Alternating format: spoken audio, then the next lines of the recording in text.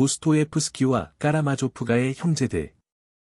지난 2022년에 올렸던 것입니다만 그 후 보완할 게 생겨 일단 서비스에서 내렸던 동영상입니다. 차일피일 미루고 있다가 이제사 보완 작업을 마쳤습니다. 예기치 않게 윤 대통령 탄핵 사태도 생긴 탓에 그 부분과 관련된 얘기도 일부 삽입했습니다. 도스토옙스키의 까라마조프가의 형제들은 기본적으로 아버지 죽이기라고 하는 테마가 모티브로 되어 있는 작품입니다. 타락하고 불편한 아버지의 경우 자식들이 살해하는 것이 정당한가 하는 것입니다. 이 작품에서는 유물론적 환경 속에서는 그것이 정당화된다는 뉘앙스를 풍깁니다. 유물론적 환경 속에서는 신이 사라졌을 테고 그렇게 신이 사라지고 없는 세상에서라면 어떤 욕망도 어떤 행위도 가능하다고 보기 때문입니다. 그러나 이것이 작가 도스토옙스키의 최종적 관점은 아닙니다.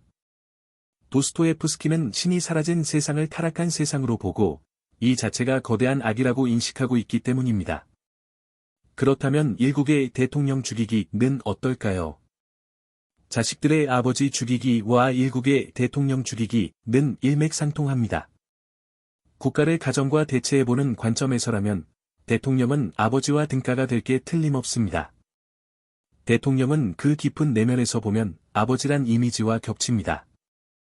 그럼 대통령 죽이기는 아버지 죽이기처럼 정당화될 수 있을까요? 부패하고 타락한 아버지 죽이기가 정당화된다면 부패하고 타락한 대통령 죽이기도 정당화될 것입니다. 그러나 올바르고 국민을 생각할 줄 아는 대통령 죽이기라면 어떨까요? 정당화될까요? 유물론 사회에서는 아버지 죽이기는 일상화된다고 합니다. 최초의 아버지 죽이기가 정당성 문제가 되지 한번 그런 일이 일어나고 말면 다음부터는 일상화되어 습관화된다고 합니다. 아버지 죽이기가 습관화된 사회는 지옥도일까요? 천국일까요? 정당한 사회인가요? 무참한 사회인가요?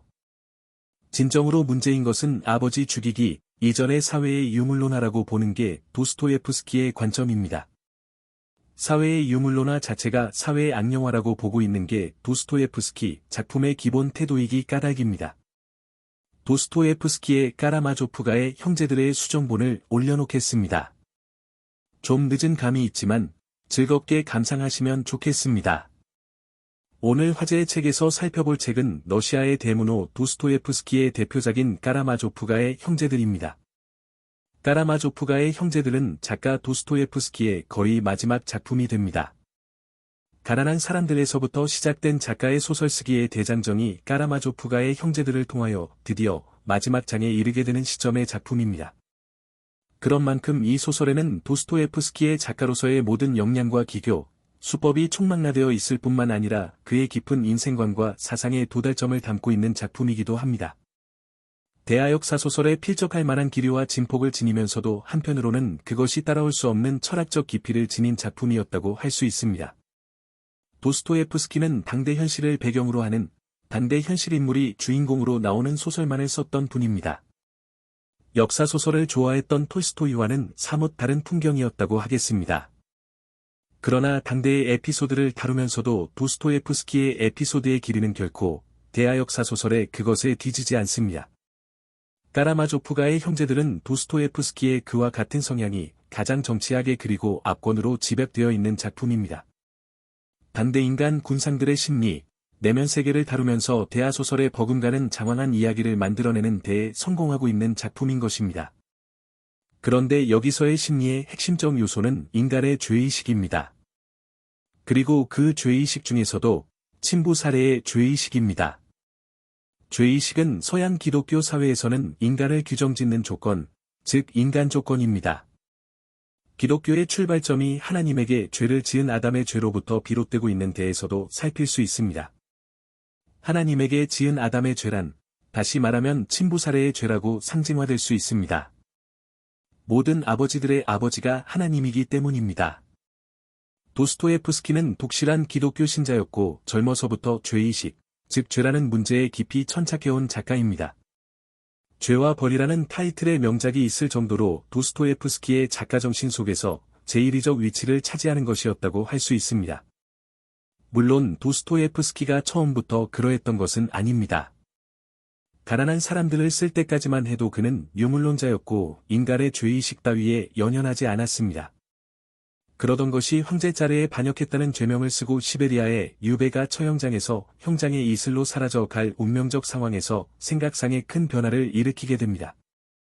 죄와 벌에서 보면 죄란 인간 개개인의 옳고 그름이라는 판단의 영역을 떠난 그것보다 훨씬 근본적이고 보편적인 것으로 다루어지고 있습니다.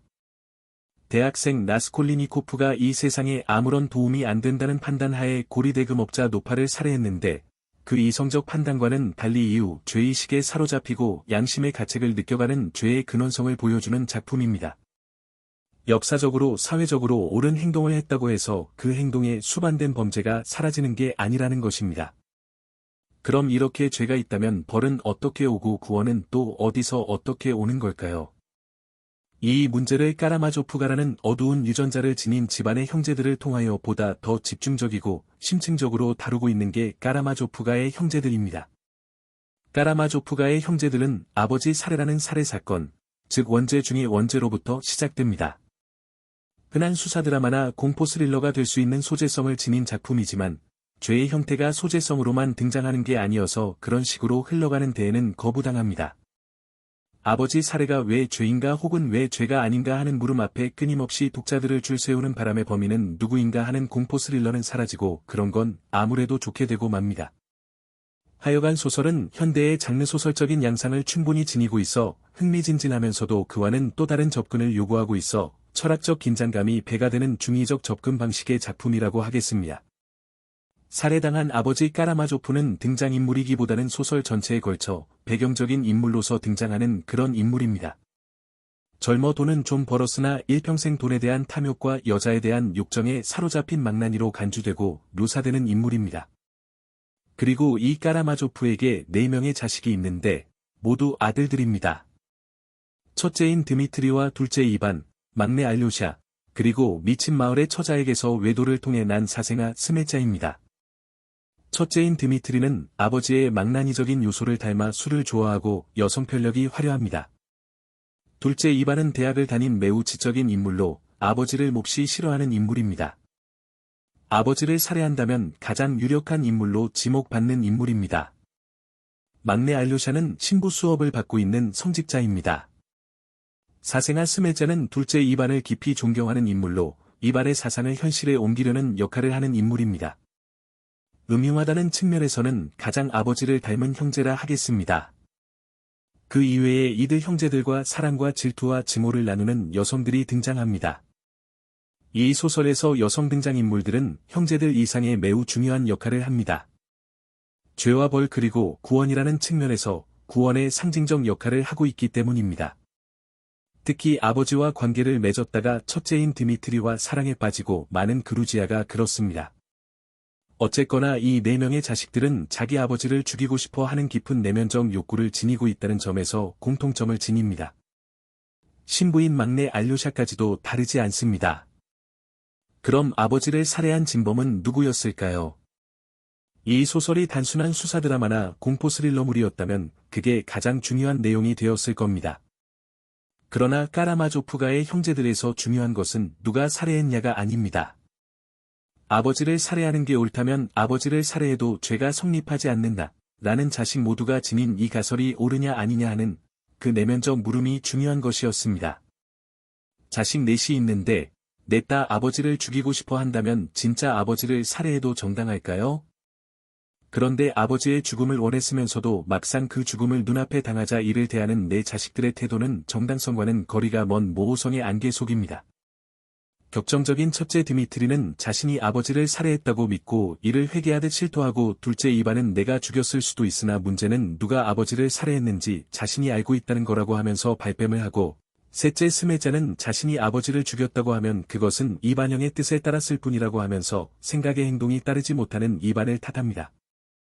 그리고 마지막으로 막내 알류샤는 아버지의 죽음에 자책감을 느끼면서도 그래도 살인자가 자기 형제들 가운데에 누군가는 아니기를 바라며 기도합니다.